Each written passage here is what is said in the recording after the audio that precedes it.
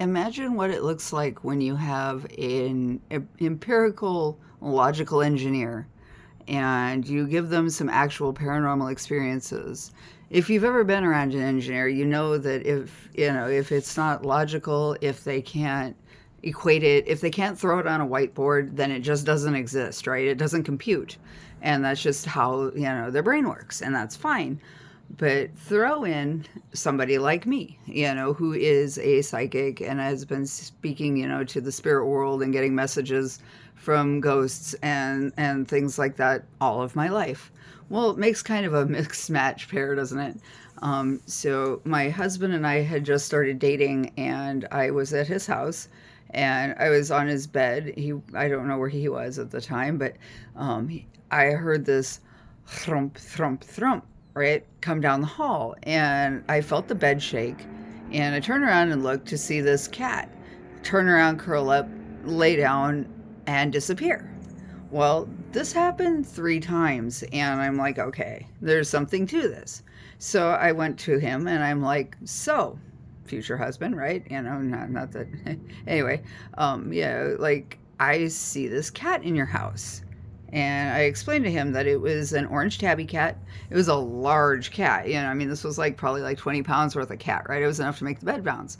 And he was like, well, how did you know about that? Because, I mean, like, I haven't told you about it. And I was like, well, because I've seen it, hun. And, he was like very skeptical, but he said that was this cat, though, that had died about 5 years before I met him.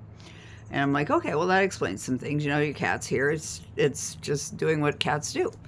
And so if you fast forward again, a couple of months later or so, he's laying there in bed and he hears the thump, thump, thump, thump, thump, and feels the bed move. Well, he didn't actually see the cat, but he felt the cat curl up by his legs in the same spot that I saw the cat, where the cat always used to sleep when it was alive.